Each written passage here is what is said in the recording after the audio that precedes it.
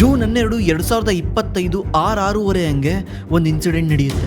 ಏನಂದರೆ ಅಮೆರಿಕದ ಪೆಂಟಗಾನ್ ಸಿಟಿನಲ್ಲಿದ್ದ ಕೆಲವು ಪಿಜ್ಜಾ ಅಂಗಡಿಗಳಲ್ಲಿ ಇದ್ದಕ್ಕಿದ್ದಂಗೆ ಟ್ರಾಫಿಕ್ ಜಾಸ್ತಿ ಆಗುತ್ತೆ, ಅಂದರೆ ಡಿಮ್ಯಾಂಡ್ ಇನ್ಕ್ರೀಸ್ ಆಗುತ್ತೆ. ಇದನ್ನು ಗೂಗಲ್ ಮ್ಯಾಪ್ ತೋರಿಸ್ತಾ ಹೋಗುತ್ತೆ. ಇದನ್ನು ಯೂಸ್ ಮಾಡಿಕೊಂಡು ಎಷ್ಟೋ ಫಂಡ್ ಮ್ಯಾನೇಜರು ಅಥವಾ ದೊಡ್ಡ ದೊಡ್ಡ ಇನ್ವೆಸ್ಟರ್ಸು ಕೋಟ್ಯಾಂತರ ರೂಪಾಯಿ ಗಳಿಸಿದ್ದಾರೆ. ಹೆಂಗಂದರೆ ಅಮೆರಿಕದ ಪೆಂಟಗಾನ್ ಬಂದ್ಬಿಟ್ಟು US ಮಿಲಿಟ್ರಿಯ ಹೆಡ್ ಕ್ವಾರ್ಟರ್ಸು. ಅಲ್ಲಿ ಸುಮಾರು 23,000 ಜನ ಕೆಲಸ ಮಾಡ್ತಾರೆ. ಅವತ್ತಿನ ನೈಟ್ ಏನಾಗುತ್ತೆ, ಇವರೆಲ್ಲರೂ ನೈಟೆಲ್ಲ ಕೆಲಸ ಮಾಡಿರೋ ಕಾರಣದಿಂದ ಊಟ ಮಾಡೋಕ್ಕೋಸ್ಕರ, ನಮ್ಮ ಇಂಡಿಯಾದಲ್ಲಿ ಊಟ ಅಂದರೆ ನಾವು ಬಿರಿಯಾನಿ ಅದು ಇದು ತರಿಸ್ಕೊತೀವಿ, ಅಮೆರಿಕಾದಲ್ಲಿ ಅವ್ರು ಪಿಜ್ಜಾನೇ ತರಿಸ್ತಾರೆ. ಅಷ್ಟು ಜನ ಒಂದೇ ಸಲ ಪಿಜ್ಜಾ ತರಿಸಿರೋ ಕಾರಣದಿಂದ ಸಡನ್ನಾಗಿ ಆ ಪಿಜ್ಜಾ ಶಾಪ್ಗಳಲ್ಲಿ ಟ್ರಾಫಿಕ್ ಜಾಸ್ತಿ ಆಗಿದೆ. ಇದನ್ನ ಗೂಗಲ್ ಮ್ಯಾಪ್ ತೋರಿಸಿದೆ. ಅವತ್ತಿನ ದಿವಸ ಏನಾಯ್ತಲ್ಲ, ಇದ್ರ ನೆಕ್ಸ್ಟ್ ದಿವಸನೇ ಇಸ್ರೇಲು ಇರಾನ್ ಮೇಲೆ ಅಟ್ಯಾಕ್ ಮಾಡ್ತಾನೆ. ನೀವು ಡಾಟ್ ಕನೆಕ್ಟ್ ಮಾಡಿ ಇಲ್ಲಿ.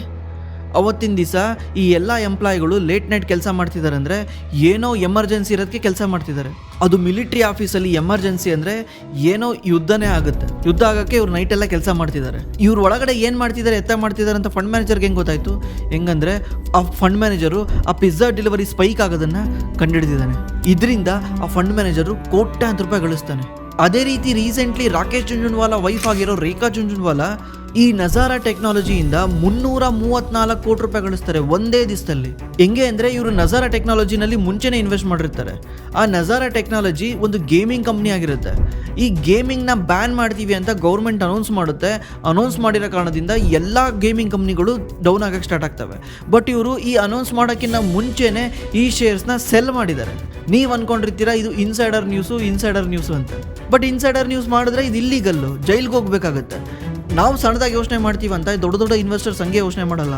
ಅವರು ಬೇರೆ ಬೇರೆ ಟೆಕ್ನಿಕ್ನ ಯೂಸ್ ಮಾಡ್ತಾರೆ. ಈ ವಿಡಿಯೋದಲ್ಲಿ ನಾವು ಈ ದೊಡ್ಡ ದೊಡ್ಡ ಇನ್ವೆಸ್ಟರ್ಸ್ ಅಥವಾ ಫಂಡ್ ಮ್ಯಾನೇಜರು ಯಾವ ರೀತಿ ಟೆಕ್ನಿಕ್ನ ಯೂಸ್ ಮಾಡ್ತಾರೆ ಜಾಸ್ತಿ ಲಾಭ ಮಾಡೋಕ್ಕೆ. ಅವ್ರು ಯಾವಾಗಲೂ ನಮಗಿನ್ನ ಜಾಸ್ತಿ ಲಾಭ ಮಾಡ್ತಾರೆ, ಇಂಡಿವಿಜುವಲ್ ಇನ್ವೆಸ್ಟರ್ಸ್ಗಿನ್ನ ಜಾಸ್ತಿ ಲಾಭ ಮಾಡ್ತಾರೆ. ಯಾವ್ಯಾವ ಟೆಕ್ನಿಕ್ ಯೂಸ್ ಮಾಡ್ತಾರೆ ಅನ್ನೋದನ್ನು ಈ ವಿಡಿಯೋದಲ್ಲಿ ನಾವು ತಿಳ್ಕೊಳ್ಳೋಣ. ದಯವಿಟ್ಟು ಈ ವಿಡಿಯೋನ ಪೂರ್ತಿಯಾಗಿ.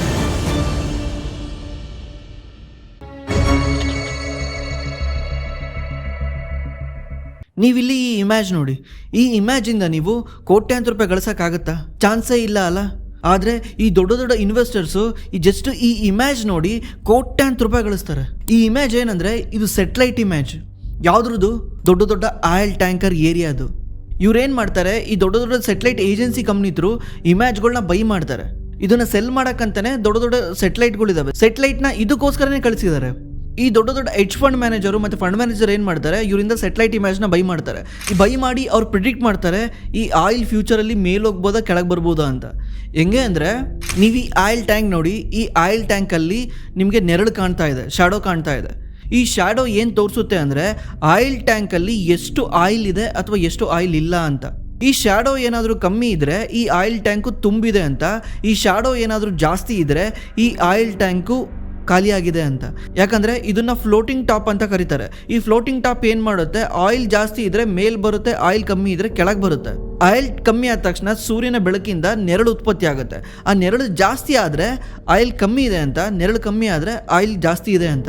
ಇದೇ ರೀತಿ ಈ ಥರ ಸಾವಿರಾರು ಟ್ಯಾಂಕ್ಗಳನ್ನ ಅನಲೈಸ್ ಮಾಡಿ ಇವರು ಪ್ರಿಡಿಕ್ಟ್ ಮಾಡ್ತಾರೆ ಫ್ಯೂಚರ್ ಆಯಿಲ್ ಪ್ರೈಸ್ ಹೆಂಗಿರ್ಬೋದು ಅಂತ.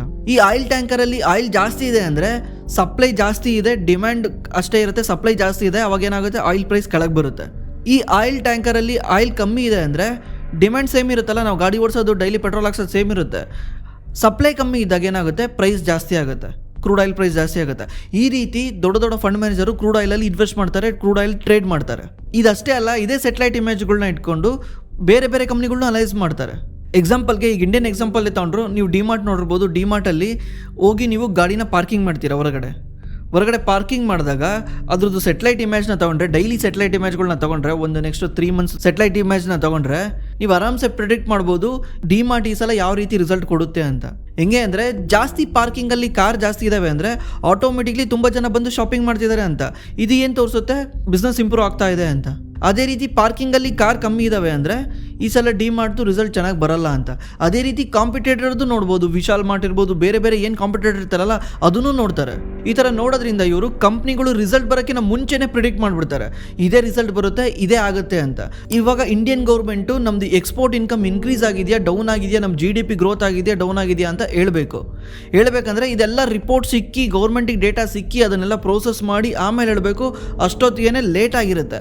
ಬಟ್ ನೀವು ಮುಂಚೆನೇ ಪ್ರಿಡಿಕ್ಟ್ ಮಾಡಬೇಕಂದ್ರೆ ನೀವು ಆರಾಮ್ಸೆ ಈ ಪೋರ್ಟಿಂದ ಕಂಡುಹಿಡಿಬೋದು. ಹೆಂಗಂದರೆ ಸೆಟಲೈಟ್ ಇಮೇಜ್ ಥ್ರೂ ನೀವು ಇದನ್ನು ಪೋರ್ಟ್ನ daily satellite image through photo ತಕ್ಕೊಂಡು ನೀವು ಪ್ರೋಸೆಸ್ ಮಾಡಿದ್ರೆ ಅಲ್ಲಿ ಎಷ್ಟು ಅಡುಗುಗಳು ನಿಂತಿದ್ದಾವೆ, ಎಷ್ಟು ಮೂವ್ ಆಗ್ತಿದ್ದಾವೆ ಅಂತ ಗೊತ್ತಾಗುತ್ತೆ. ಜಾಸ್ತಿ ಅಡುಗುಗಳು ನಿಂತಿದ್ದಾವೆ ಅಂದರೆ ಏನರ್ಥ, ನಮ್ಮದು ಎಕ್ಸ್ಪೋರ್ಟ್ ಇನ್ಕಮ್ ಕಮ್ಮಿ ಆಗುತ್ತೆ. ಯಾಕಂದರೆ ಜಾಸ್ತಿ ಎಕ್ಸ್ಪೋರ್ಟ್ ಇಲ್ದಲೆ ಅಡುಗುಗಳು ಅಲ್ಲೇ ಸ್ಟಾಪ್ ಆಗಿದ್ದಾವೆ. ಅದೇ ಏನಾದರೂ ಅಡುಗುಗಳು ಮೂವ್ ಆಗ್ತಾ ಇದ್ದಾವೆ, ನಾವು ಇಲ್ಲಿಂದ ಹೋಗ್ತಾ ಇದ್ದಾವೆ ಅಂದರೆ ಎಕ್ಸ್ಪೋರ್ಟ್ ಇನ್ಕಮ್ ಇನ್ಕ್ರೀಸ್ ಆಗ್ತಾ ಇದೆ ಅಂತ ಅರ್ಥ. ಯಾಕಂದರೆ ಇಲ್ಲಿಂದ ನಾವು ಕಳಿಸ್ತಾ ಇದ್ದೀವಿ ಅಂತ ಅರ್ಥ. ಇದನ್ನು ಕಂಡುಹಿಡಬೇಕಂದ್ರೆ ನಾವು ಸೆಟಲೈಟ್ ಇಮೇಜ್ ನೋಡಿದ್ರೆ ಗೊತ್ತಾಗ್ಬಿಡುತ್ತೆ. ಬಟ್ ಹ್ಯೂಮನ್ ಐನಲ್ಲಿ ಗೊತ್ತಾಗಲ್ಲ. ಪ್ರತಿಯೊಂದು ದಿವಸದ್ದು ಗೊತ್ತಾಗೋಕ್ಕೆ ಇವ್ರು ಏನು ಮಾಡಿರ್ತಾರೆ, ಆ ಥರ ಆಲ್ಗೋರಿದಮ್ನ ಬಿಲ್ಡ್ ಮಾಡಿರ್ತಾರೆ. ಅದಕ್ಕೆ ಇಮೇಜ್ಗಳನ್ನ ಅಪ್ಲೋಡ್ ಮಾಡ್ತಾನೆ ಇರ್ತಾರೆ. ಎವ್ರಿ ಡೇಟಾ ಸಿಕ್ಕರೂ ಆ ಡೇಟಾನ ಅಪ್ಲೋಡ್ ಮಾಡ್ತಾ ಇರ್ತಾರೆ. ಇದರಿಂದ ಇವರು ಬೇಗ ಡಿಟೆಕ್ಟ್ ಮಾಡಿಬಿಡ್ತಾರೆ. ಆ ಆಲ್ಗೋರಿದಮ್ ಈಸಿಲಿ ಡಿಟೆಕ್ಟ್ ಮಾಡಿಬಿಡುತ್ತೆ. ಈ ಆಲ್ಗೋರಿದಮ್ ಥ್ರೂನೇ ಎಷ್ಟೋ ಜನ ಫಂಡ್ ಮ್ಯಾನೇಜರ್ಗಳು ಬೈ ಸೆಲ್ ಮಾಡ್ತಾರೆ. ಈ ಆಲ್ಗೋರಿದಮ್ ಎಷ್ಟು ಟ್ರ್ಯಾಕ್ ಮಾಡುತ್ತೆ ಅಂದರೆ, ಅಮೆರಿಕದಲ್ಲಿ ಅನ್ನಾ ಹಾತ್ವೆ ಅನ್ನೋರು ಆಕ್ಟ್ರೆಸ್ ಇದ್ದಾರೆ. ಈ ಆಕ್ಟ್ರೆಸ್ದು ಫಿಲಮ್ ರಿಲೀಸ್ ಆಗಿ ಯಾವಾಗ ಆ ಫಿಲಮ್ ಹಿಟ್ಟಾಗುತ್ತೆ ಮತ್ತು ಇವ್ರು ಯಾವಾಗ ಅವಾರ್ಡ್ನ ವಿನ್ ಮಾಡ್ತಾರೆ, ಅವಾಗೆಲ್ಲನೂ ಈ ಬರ್ಕ್ಷೇರ್ ಹಾತ್ವೆ, ಈ ವಾರನ್ ಬಫೆಟ್ ಕಂಪ್ನಿ ಇದೆಯಲ್ಲ ಬರ್ಕ್ಷೇರ್ ಹಾತ್ವೆ, ಈ ಕಂಪ್ನಿದು ಶೇರ್ ಪ್ರೈಸು ಮೇಲೋಗ್ತಾ ಇರುತ್ತೆ. ಆ ಆಲ್ಗೋರಿದಮ್ ಥಿಂಕ್ ಮಾಡುತ್ತೆ, ಅವಾರ್ಡ್ ವಿನ್ ಬೈ ಹಾತ್ವೆ ಅಂದರೆ ಬರ್ಕ್ಷೇರ್ ಹಾತ್ವೆನೇ ಇರಬೇಕು. ಗುಡ್ ಕಲೆಕ್ಷನ್ ಬೈ ಹಾತ್ವೆ ಅಂದರೆ ಬರ್ಕ್ಷೇರ್ ಹಾತ್ವೆನೇ ಇರಬೇಕಂತ ಈ ಹಾತ್ವೆ ಶೇರ್ಸ್ನ ಮೇಲ್ ತಗೊಂಡೋಗ್ತಾ ಇರುತ್ತೆ, ಅಂದರೆ ಇನ್ವೆಸ್ಟ್ ಮಾಡ್ತಾ ಇರುತ್ತೆ. ಆಲ್ಗಾರಿದಮು ಇಷ್ಟು ಫಾರ್ವರ್ಡ್ ಇರ್ತವೆ, ಪ್ರತಿ ಒಂದು ಡೇಟಾನು ಅಬ್ಸರ್ವ್ ಮಾಡ್ತಾ ಇರ್ತವೆ. ಇಂಟರ್ನೆಟ್ಟಲ್ಲಿ ಡೇಟಾನ ಪಟ್ ಅಂತ ಅಬ್ಸರ್ವ್ ಮಾಡಿಬಿಟ್ಟು ಎಕ್ಸಿಕ್ಯೂಷನ್ನೇ ಮಾಡಿಬಿಡ್ತವೆ. ಈ ಡೇಟಾ ಸೆಲ್ ಮಾಡಿನೇ ಈ ವೀಸಾ ಮತ್ತು ಮಾಸ್ಟರ್ ಕಾರ್ಡ್ಗಳು ದುಡ್ಡು ಮಾಡ್ತವೆ. ವೀಸಾದು 24% ಆಫ್ ದೇರ್ ರೆವಿನ್ಯೂ ಈ ಡೇಟಾ ಸೆಲ್ ಮಾಡೋದ್ರಿಂದನೇ ಬರುತ್ತೆ, ಮತ್ತು ಮಾಸ್ಟರ್ ಕಾರ್ಡ್ದು 38% ಆಫ್ ದೇರ್ ರೆವಿನ್ಯೂ ಈ ಡೇಟಾ ಸೆಲ್ ಮಾಡೋದ್ರಿಂದ ಬರುತ್ತೆ. ಈ ಡೇಟಾ ಕಸ್ಟಮರ್ ಡೇಟಾ ಅಲ್ಲ, ಈ ಡೇಟಾ ಎಲ್ಲೆಲ್ಲಿ ಯಾವ್ಯಾವ ಶಾಪ್ಗಳಲ್ಲಿ ಸ್ವೈಪ್ ಆಗಿದಾವೆ ಅನ್ನೋ ಡೇಟಾ. ಇದರಿಂದ ಏನು ಗೊತ್ತಾಗುತ್ತೆ, ಎಕ್ಸಾಂಪಲ್ ಡಿಮಾರ್ಟ್ ಅಲ್ಲಿ ಹೋಗಿ ತುಂಬಾ ಜನ ಸ್ವೈಪ್ ಮಾಡಿದ್ದಾರೆ ಅವ್ರ ಕ್ರೆಡಿಟ್ ಕಾರ್ಡ್ ನ ಅಂದ್ರೆ ಒಂದ್ ಅರ್ಥ ಮಾಡ್ಕೊಬಹುದು, ಡಿಮಾರ್ಟ್ ಅಲ್ಲಿ ಸೇಲ್ಸ್ ಜಾಸ್ತಿ ಆಗಿದೆ, ಇದರಿಂದ ಡಿಮಾರ್ಟ್ ನೆಕ್ಸ್ಟ್ ಕ್ವಾರ್ಟರ್ ಅಲ್ಲಿ ರಿಸಲ್ಟ್ ಚೆನ್ನಾಗಿ ಬರುತ್ತೆ. ಇದೇ ರೀತಿನೇ ಇವ್ರ ಒಂದು ಮಾಡೆಲ್ ಮಾಡಿ ಈ ತರ ಅರ್ನಿಂಗ್ಸ್ ಪ್ರಿಡಿಕ್ಷನ್ ಮಾಡ್ತಾರೆ. ಇವ್ರದ್ದು ರಿಸಲ್ಟ್ ನಾರ್ಮಲ್ ಅನಲಿಸ್ಟ್ ಗಳಿಗಿನ್ನ 57% ಪರ್ಫೆಕ್ಟ್ ಆಗಿ ಬಂದಿರುತ್ತೆ. ನಾರ್ಮಲ್ ಅನಲಿಸ್ಟ್ ಗಳು ಈ ಕಂಪ್ನಿ ಏನಾದ್ರು ₹100 ಲಾಭ ಮಾಡಿದೆ ಅಂತ ಹೇಳಿದ್ರೆ ಅವ್ರು ಪ್ರಿಡಿಕ್ಟ್ ಮಾಡಿರೋ ಪ್ರಕಾರ ಅದು ₹157 ಆಗಿರುತ್ತೆ. ಅಂದ್ರೆ 57% ಇವರೇ ಅಕ್ಯುರೇಟ್ ಆಗಿ ಪ್ರಿಡಿಕ್ಟ್ ಮಾಡಿರ್ತಾರೆ ಜಸ್ಟ್ ಡೇಟಾ ಇಂದ. ಇದೇ ರೀತಿ ಹೋಗ್ತಾ ನಮ್ಮ ಇಂಡಿಯಾದಲ್ಲೂ ಮಾಡ್ಬೋದು. ಯಾವ ರೀತಿ ಫೋನ್ ಪೇ, ಗೂಗಲ್ ಪೇ ಹತ್ರ ಲಾಟ್ ಆಫ್ ಡೇಟಾ ಇರುತ್ತೆ. ನಾವು ಎಲ್ಲಿ ಜಾಸ್ತಿ ಸ್ವೈಪ್ ಮಾಡಿರ್ತೀವಿ, ಎಲ್ಲಿ ಜಾಸ್ತಿ ಪೇ ಮಾಡಿರ್ತೀವಿ, ಇದೆಲ್ಲ ಈಸಿಲಿ ಟ್ರ್ಯಾಕ್ ಮಾಡಿದ್ರೆ ಆರಾಮ್ಸೆ ಗೊತ್ತಾಗುತ್ತೆ ಈ ಕಂಪ್ನಿ ಮುಂದಿನ ಕ್ವಾರ್ಟರ್ ಯಾವ ರೀತಿ ಲಾಭ ಮಾಡುತ್ತೆ, ಇದೆಲ್ಲನೂ ಪ್ರಿಡಿಕ್ಟ್ ಮಾಡ್ಬೋದು. ಈಗ ಆಲ್ರೆಡಿ ಮಾಡ್ತಾ ಇದ್ದಾರೆ. ಈಗ ಎಷ್ಟೋ ಜನ ಈ ನಾರ್ಮಲ್ ಶಾಪ್ಗಳೆಲ್ಲ ಇರ್ತವೆ, ಅವ್ರಿಗೆಲ್ಲ ಸಾಲ ಕೊಡೋದು ಭಾರಿ ಕಷ್ಟ. ಬ್ಯಾಂಕ್ಗಳು ಅವರಿಗೆ ಸಾಲ ಕೊಡೋದು ಕಷ್ಟ, ಯಾಕಂದ್ರೆ ಅವ್ರ ಹತ್ರ ಇನ್ಕಮ್ ಸೋರ್ಸ್ನ ಪ್ರಿಡಿಕ್ಟ್ ಮಾಡೋದು ಕಷ್ಟ.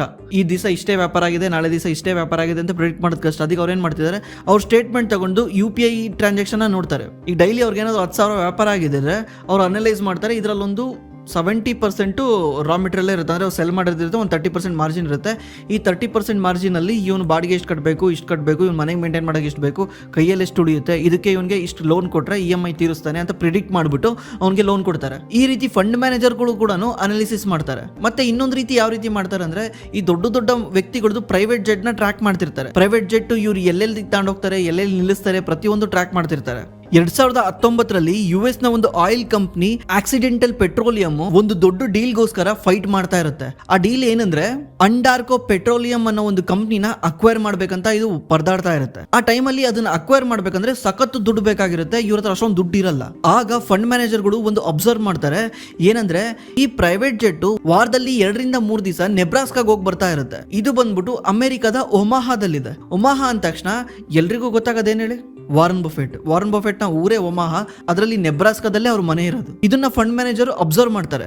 ಅಬ್ಸರ್ವ್ ಮಾಡಿ ಆ ಕಂಪ್ನಿನಲ್ಲಿ ಪೊಸಿಷನ್ ಎತ್ಕೊಂತಾರೆ, ಸ್ಟಾಕ್ ನ ಬೈ ಮಾಡ್ತಾರೆ. ಸ್ವಲ್ಪ ದಿವಸದಲ್ಲೇ ಒಂದು ಅನೌನ್ಸ್ಮೆಂಟ್ ಬರುತ್ತೆ, ಬರ್ಕ್ಷೇರ್ ಹಾತ್ವೆ ಅಂದ್ರೆ ವಾರನ್ ಬಫೆಟ್ ಕಂಪ್ನಿ ಈ ಆಕ್ಸಿಡೆಂಟಲ್ ಪೆಟ್ರೋಲಿಯಂ ಕಂಪ್ನಿ ಮೇಲೆ $10 ಬಿಲಿಯನ್ ಇನ್ವೆಸ್ಟ್ ಮಾಡ್ತಾ ಇದೆ ಅಂತ. ಈ ನ್ಯೂಸ್ ಬರಕ್ಕಿನ್ನ ಮುಂಚೆನೆ ಆ ಫಂಡ್ ಮ್ಯಾನೇಜರ್ ಇನ್ವೆಸ್ಟ್ ಮಾಡಿದ ಕಾರಣದಿಂದ ಈ ನ್ಯೂಸ್ ಬಂದಾದ್ಮೇಲೆ ಸ್ಟಾಕ್ ಮೇಲೋಗಿದ್ಮೇಲೆ ಅವ್ರು ಸಖತ್ ದುಡ್ಡು ಮಾಡಿದ್ದಾರೆ. ಹೆಂಗೆಲ್ಲ ತಲೆ ಉಪಯೋಗಿಸ್ತಾರೆ ನೋಡಿ, ಹೆಂಗೆಲ್ಲ ಟ್ರೈ ಮಾಡ್ತಾರೆ ನೋಡಿ. ಇದೆಲ್ಲನೂ ಆಗೋದು ಡೇಟಾ ಇಂದಾನೆ. ಅದಕ್ಕೆ ಹೇಳ್ತಾರೆ data is the new oil ಅಂತ. ಡೇಟಾ ಯಾರ ಹತ್ರ ಜಾಸ್ತಿ ಇರುತ್ತೆ ಆ ಕಂಪ್ನಿ ಭಯಂಕರ ದುಡ್ಡು ಮಾಡುತ್ತೆ. ಎಕ್ಸಾಂಪಲ್ ಫ್ಲಿಪ್ಕಾರ್ಟ್ ಇರ್ಬೋದು, ಅಮೆಝಾನ್ ಇರ್ಬೋದು, ಇವ್ರ ಹತ್ರ ಎಷ್ಟು ಡೇಟಾ ಇದೆ, ಕನ್ಸ್ಯೂಮರ್ ಪ್ಯಾಟರ್ನ್ ಎಷ್ಟಿದೆ ಅಂದರೆ ಇಂಥ ಕನ್ಸ್ಯೂಮರ್ ಬಂದ್ಬಿಟ್ಟು ಇದನ್ನೇ ಬೈ ಮಾಡ್ತಾನೆ, ಈ ತಿಂಗಳು ಇದನ್ನ ಬೈ ಮಾಡ್ತಾನೆ, ಆ ತಿಂಗಳು ಅದನ್ನ ಸೆಲ್ ಮಾಡ್ತಾನೆ, ಈ ಥರ ಎಲ್ಲ ಡೇಟಾ ಇದೆ. ಈ ಡೇಟಾನ ಯಾರನ್ನ ತಗೊಂಡ್ರೆ ಬೈ ಮಾಡಿದ್ರೆ ಆರಾಮ್ಸೆ ಪ್ರಿಡಿಕ್ಟ್ ಮಾಡ್ಬೋದಲ್ಲ. ಈಗ ಎಕ್ಸಾಂಪಲ್ ಹಿಂದೂಸ್ತಾನ್ ಯೂನಿಲಿವರ್ದು ಶಾಂಪೂ ಸೆಲ್ ಆಗುತ್ತೆ ಅಮೆಝಾನಲ್ಲಿ ಸೆಲ್ ಆಗ್ಬೇಕಾದ್ರೆ ಈ ತಿಂಗಳಲ್ಲಿ ಎಷ್ಟು ಸೆಲ್ ಆಯಿತು, ಮುಂದಿನ ತಿಂಗಳಲ್ಲಿ ಎಷ್ಟು ಸೆಲ್ ಆಯಿತು, ಜನ ಯಾಕೆ ಇದನ್ನೇ ಬೈ ಮಾಡ್ತಿದ್ದಾರೆ, ಜನಕ್ಕೆ ಯಾಕೆ ಇದು ಇಷ್ಟ ಆಗ್ತಾ ಇದೆ, ಮೇ ಬಿ ಇದರಲ್ಲಿ ಏನೋ ಸಮಥಿಂಗ್ ಇರ್ಬೋದು ಅಂತ ಇವರು ಫ್ಯೂಚರ್ ಕಂಡುಹಿಡಿಬೋದು ಆ ಕಂಪ್ನಿದು. ಮತ್ತೆ ರಿವ್ಯೂಸ್ ನೋಡ್ಬೋದು, ಈ ಪ್ರಾಡಕ್ಟಲ್ಲಿ ಜನ ಯಾಕೆ 4.5 ರಿವ್ಯೂ ಕೊಟ್ಟಿದ್ದಾರೆ, 5 ರಿವ್ಯೂ ಕೊಟ್ಟಿದ್ದಾರೆ. ಈ ಥರ ಅಬ್ಸರ್ವ್ ಮಾಡಿದಾಗ ಏನಾಗುತ್ತೆ, ನೀವು ಪ್ರಿಡಿಕ್ಟ್ ಮಾಡ್ಬೋದು ಈ ಕಂಪ್ನಿದು ಪ್ರಾಡಕ್ಟ್ ಚೆನ್ನಾಗಿದೆ, ಇದರಿಂದ ಜನ ಹೋಗಿ ಬೈ ಮಾಡ್ತಾ ಇದ್ದಾರೆ, 5 ಸ್ಟಾರ್ ರೇಟಿಂಗ್ ಕೊಡ್ತಿದ್ದಾರೆ, ಮೇ ಬಿ ಈ ಕಂಪ್ನಿ ಹೋಗ್ತಾ ಹೋಗ್ತಾ ಇನ್ನೂ ಲಾಭ ಮಾಡ್ಬೋದು, ಈ ಥರ ಪ್ರಿಡಿಕ್ಟ್ ಮಾಡ್ಬೋದು. ಆಮೇಲೆ ಸ್ಕಟಲ್ ಬಟ್ ಅಂತ ಕರೀತಾರೆ. ಸ್ಕಟಲ್ ಬಟ್ ಅಂದರೆ ಹೋಗಿ ಸುತ್ತಮುತ್ತ ವಿಚಾರಿಸೋದು, ಡೈರೆಕ್ಟ್ ಡೇಟಾ ಇಟ್ಕೊಂಡು ಕುತ್ಕೊಳ್ಳೋದಕ್ಕಿಂತ ಸುತ್ತಮುತ್ತ ವಿಚಾರಿಸೋದು. ಈಗ ಎಕ್ಸಾಂಪಲ್, ಒಂದು ಮೋಟರ್ ಕಂಪ್ನಿ ಬೈ ಮಾಡ್ತಿದ್ರ, ಓಸ್ವಾಲ್ ಪಂಪ್ ಇರ್ಬೋದು ಅಥವಾ ಶಕ್ತಿ ಪಂಪ್ ಇರ್ಬೋದು, ಈ ಕಂಪ್ನಿ ಮೇಲೆ ಇನ್ವೆಸ್ಟ್ ಮಾಡ್ತಿದ್ದೀರಾ. ನೀವು ಇನ್ವೆಸ್ಟ್ ಮಾಡೋಕ್ಕೂ ಮುಂಚೆ ಹೋಗಿ ಡೈರೆಕ್ಟ್ ರೈತರ ಹತ್ರ ಕೇಳಿಬಿಟ್ಟಿದ್ರೆ ಏನು ಗೊತ್ತಾಗುತ್ತೆ ನಿಮಗೆ. ರೈತರು ಹೇಳ್ತಾರೆ ಈ ಪಂಪು ಚೆನ್ನಾಗಿದೆ, ನಾನು ಎಷ್ಟು ವರ್ಷದಿಂದ ಹಾಕಿದ್ದೀನಿ, ಏನೂ ಪ್ರಾಬ್ಲಮ್ ಮಾಡಿಲ್ಲ. ಈ ಥರದ್ದು ನಿಮಗೆ ಒಂದು 20-30 ಜನ ಹೇಳ್ಬಿಟ್ರೆ ಕಂಪ್ಲೀಟ್ಲಿ ಡೇಟಾ ಸಿಕ್ಕಂಗಲ್ಲ. 20-30 ಜನದ ಡೇಟಾ ಸೇಮ್ ಇರುತ್ತೆ. ಮೇ ಬಿ ಯಾರೋ ಒಬ್ಬರು ಇಬ್ಬರದು ಪಂಪ್ ಕೊಟ್ಟಿರೋದು ಕೆಟ್ಟೋಗಿರ್ಬೋದು, 20-30 ಜನದ ಡೇಟಾ ರಾಂಗ್ ಆಗಿರೋಕ್ಕೆ ಚಾನ್ಸ್ ಇಲ್ಲಲ್ಲ. ಇದರಿಂದ ಈ ಕಂಪ್ನಿದು ಫ್ಯೂಚರ್ನ ನೀವು ಹಂಗೆ ಕಂಡುಹಿಡಿದು ಬಿಡ್ಬೋದು. ಜನ ಇಷ್ಟಪಡ್ತಿದ್ದಾರೆ ಅಂದರೆ ಜನ ಕಂಪ್ನಿ ಇವತ್ತೆಲ್ಲ ನಾಳೆ ಲಾಭ ಮಾಡೇ ಮಾಡುತ್ತೆ. ಇದೆಲ್ಲನೂ ಆಲ್ಟರ್ನೇಟಿವ್ ಡೇಟಾ. ಅದಕ್ಕೆ ಈ ದೊಡ್ಡ ದೊಡ್ಡ ಫಂಡ್ ಮ್ಯಾನೇಜರ್ ಹತ್ರ ಅದಕ್ಕೋಸ್ಕರ ಟೀಮೇ ಇರುತ್ತೆ. ಈ ಥರ ಡೇಟಾ ಅನಾಲಿಸಿಸ್ ಮಾಡೋಕ್ಕೆ ಸಿಸ್ಟಮ್ಗಳು ಇರ್ತವೆ. ಅವ್ರು ಕಂಪ್ಲೀಟ್ಲಿ ಡೇಟಾ ಮೇಲೆ ನಂಬಿರ್ತಾರೆ. ಆಮೇಲೆ ಎವ್ರಿ ಕ್ವಾರ್ಟರು ಅವ್ರು ಅಬ್ಸರ್ವ್ ಮಾಡ್ತಿರ್ತಾರೆ, ಈ ಡೇಟಾಗಳನ್ನೆಲ್ಲ ಫೀಡ್ ಮಾಡ್ತಾ ಹೋಗ್ತಾ ಇರ್ತಾರೆ. ನಾಳೆ ಏನಾದರೂ ಒಂದು ರ್ಯಾಂಡಮ್ ಈವೆಂಟ್ ಆದರೆ ಅದು ಅಷ್ಟನ್ನು ಕನೆಕ್ಟ್ ಮಾಡಿಬಿಡುತ್ತೆ. ಎಲ್ಲ ಡೇಟಾಗೂ ಕನೆಕ್ಟ್ ಮಾಡಿ ಈ ಸ್ಟಾಕು ಇಲ್ಲಿಂದ ಮೇಲೆ ಹೋಗ್ಬೋದು ಕೆಳಗೆ ಹೋಗ್ಬೋದು ಅಂತ ಹೇಳೇ ಬಿಡುತ್ತೆ. ಇದರಿಂದ ಅವರು ನಮ್ಮಂಥ ನಾರ್ಮಲ್ ಜನಗಳಿಗಿಂತ ಮುಂಚೆ ಪೊಸಿಷನ್ ಅಂತ ಅಂತಾರೆ. ಈಗ ನೀವು ಚಾರ್ಟ್ ನೋಡ್ತೀರಲ್ಲ, ಚಾರ್ಟ್ ಅನಾಲಿಸಿಸ್ ಏನಕ್ಕೆ ಮಾಡ್ತಾರೆ ಹೇಳಿ? ಚಾರ್ಟ್ ನೋಡೋದು ಏನಕ್ಕೆ ಅಂದರೆ, ದೊಡ್ಡ ದೊಡ್ಡ ಸ್ಮಾರ್ಟ್ ಇನ್ವೆಸ್ಟರು, ದೊಡ್ಡ ದೊಡ್ಡ ಫಂಡ್ ಮ್ಯಾನೇಜರ್ಗಳು ಆ ಸ್ಟಾಕಲ್ಲಿ ಎಂಟ್ರಿ ಆಗಿರೋದ್ರಿಂದ ವಾಲ್ಯೂಮ್ ಜಾಸ್ತಿ ಆಗಿರುತ್ತೆ, ಕ್ಯಾಂಡಲ್ ಸ್ಟಿಕ್ ಮೇಲೋಗಿರುತ್ತೆ.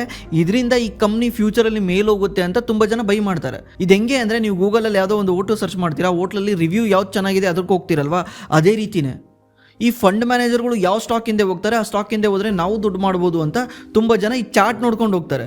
ಚಾರ್ಟ್ ಏನು ಹೇಳುತ್ತೆ ಅಂದರೆ, ಇಂಥವ್ರು ಯಾರೋ ದೊಡ್ಡದಾಗಿರೋರು ಬೈ ಮಾಡಿದ್ದಾರೆ, ಅದರಿಂದ ವಾಲ್ಯೂಮ್ ಜಾಸ್ತಿ ಬಂದಿದೆ, ಇದರಿಂದ ಶೇರ್ ಮೇಲೋಗ್ತಾ ಇದೆ, ಬೈ ಮಾಡ್ಬೋದು ಅಂತ ಚಾರ್ಟ್ ಹೇಳುತ್ತೆ. ಬಟ್ ಒಂದಂತೂ ನಿಜ ಅಲ್ವಾ, ಈ ಫಂಡ್ ಮ್ಯಾನೇಜರ್ಗಳು ಎಲ್ಲರಿಗಿನ್ನ ಮುಂಚೆನೇ ಪ್ರಿಡಿಕ್ಟ್ ಮಾಡ್ತಾರೆ. ಇವರು ಫಂಡಮೆಂಟಲಿ ನೋಡ್ತಾರೆ. ಫಂಡಮೆಂಟಲ್ ಅಂದರೆ ಡೇಟಾನೇ ಫಂಡಮೆಂಟಲ್ ಅಲ್ಲ. ಫಂಡ್ ಮ್ಯಾನೇಜರ್ಗಳು ಚಾರ್ಟ್ ನೋಡಿ ಎಂಟ್ರಿ ಆಗಲ್ಲ, ಅವ್ರು ಇದರ ಡೇಟಾ ಇಟ್ಕೊಂಡೇ ಎಂಟ್ರಿ ಆಗ್ತಾರೆ. ಇದರಿಂದನೇ ಅವ್ರು ಸಖತ್ತು ಲಾಭ ಮಾಡ್ತಾರೆ. ಮತ್ತೆ ನೀವು ರೀಸೆಂಟ್ಲಿ ರಾಕೇಶ್ ಜುಂಜುನ್ವಾಲಾ ವೈಫು ನೋಡಿರ್ಬೋದು, ಅವ್ರು ಯಾವ ರೀತಿ 330 ಕೋಟಿ ಲಾಭ ಮಾಡ್ತಾರೆ. ಇದನ್ನ ಎಷ್ಟೋ ಜನ ಹೇಳ್ತಾರೆ ಇನ್ಸೈಡರ್ ಟ್ರೇಡಿಂಗ್ ಅಂತ. ಇನ್ಸೈಡರ್ ಟ್ರೇಡಿಂಗ್ ಅಲ್ಲ ಗುರು, ಇದು ಅವರೊಂದು ಕಾರ್ಟಲ್ಲೇ ಇರುತ್ತೆ, ಅವ್ರ ಹತ್ರ ಒಂದು ನೆಟ್ವರ್ಕೇ ಇರುತ್ತೆ. ನೆಟ್ವರ್ಕ್ ಈಸ್ ಎ ನೆಟ್ವರ್ಕ್ ಅಂತ ಕರೀತಾರೆ. ನಿಮ್ಮ ಹತ್ರ ಎಷ್ಟು ದೊಡ್ಡ ನೆಟ್ವರ್ಕ್ ಇದೆ ಅಷ್ಟು ಫಾಸ್ಟಾಗಿ ನಿಮಗೆ ಇನ್ಫಾರ್ಮೇಷನ್ ಸಿಗುತ್ತೆ. ಎಕ್ಸಾಂಪಲ್, ಇವ್ರ ಹತ್ರ ಆಲ್ರೆಡಿ 50,000 ಕೋಟಿ ನೆಟ್ವರ್ಕ್ ಇದೆ. ಯಾರ ಹತ್ರ? ರಾಕೇಶ್ ಜುಂಜುನ್ವಾಲಾ 50,000 ಕೋಟಿ ಫಂಡ್ ಇದೆ. ಇದರಲ್ಲಿ ಒಂದು 100 ಕೋಟಿನ ತೆಗೆದ್ಬಿಟ್ಟು ಅವ್ರು ಯಾರಿಗೋ ಹಿಂಗೆ PM ಆಫೀಸಲ್ಲೋ ಅಥವಾ ಎಲ್ಲೋ ಹೊರಗಡೆನೋ ಈಗ ಸ್ಪೆಂಡ್ ಮಾಡಿದ್ರೆ, ನಮಗೆ ಈ ಥರ ಏನಾದರೂ ಇನ್ಫಾರ್ಮೇಷನ್ ಇದ್ರೆ ಮುಂಚೆನೇ ತಿಳಿಸಿ ಅಂತ ಸ್ಪೆಂಡ್ ಮಾಡಿದ್ರೆ, ಅಥವಾ ನೆಟ್ವರ್ಕ್ ಇದ್ರೆ ಇವ್ರಿಗೆ ಇನ್ಫಾರ್ಮೇಷನ್ ಬರುತ್ತೆ ತಾನೆ, ಎಲ್ಲರಿಗಿನ ಮುಂಚೆ ಬರುತ್ತೆ ತಾನೆ.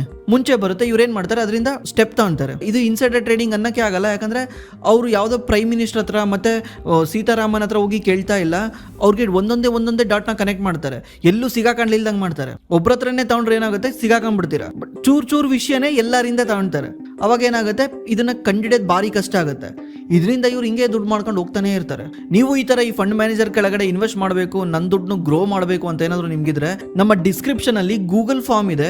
ಆ ಗೂಗಲ್ ಫಾರ್ಮಲ್ಲಿ ನಿಮ್ಮ ಡೀಟೇಲ್ನ ಎಂಟ್ರಿ ಮಾಡಿದ್ರೆ ನಮ್ಮ ಟೀಮ್ ಕಾಲ್ ಮಾಡಿ ನಿಮಗೆ ಹೆಲ್ಪ್ ಮಾಡ್ತಾರೆ, ಯಾವ ಫಂಡ್ ಮ್ಯಾನೇಜರ್ ಥ್ರೂ ನಿಮ್ಗೆ ಹೋದ್ರೆ ಒಳ್ಳೇದು ಅಂತ. 5 lakhs ಫಂಡ್ ಮ್ಯಾನೇಜರ್ ನಿಮಗೆ ಇನ್ವೆಸ್ಟ್ ಮಾಡೋದ್ರಲ್ಲಿ ಹೆಲ್ಪ್ ಮಾಡ್ತಾರೆ. ಇದ್ರ ಬಗ್ಗೆ ಕಂಪ್ಲೀಟ್ ಡೀಟೇಲ್ ಬೇಕಿದ್ರೆ ನಮ್ಮ ಡಿಸ್ಕ್ರಿಪ್ಷನಲ್ಲಿ ಗೂಗಲ್ ಫಾರ್ಮ್ ಇದೆ. ಗೂಗಲ್ ಫಾರ್ಮಲ್ಲಿ ನಿಮ್ಮ ಡೀಟೇಲ್ ಎಂಟ್ರಿ ಮಾಡಿ ಅವ್ರು ನಿಮಗೆ ಕಾಲ್ ಮಾಡಿ ಕಂಪ್ಲೀಟ್ಲಿ ಎಕ್ಸ್ಪ್ಲೈನ್ ಮಾಡ್ತಾರೆ ಯಾವ ರೀತಿ ಇದು ವರ್ಕ್ ಆಗುತ್ತೆ ಅಂತ. ಥ್ಯಾಂಕ್ಸ್ ಫಾರ್ ವಾಚಿಂಗ್, ಮತ್ತೆ ಸಿಗೋಣ.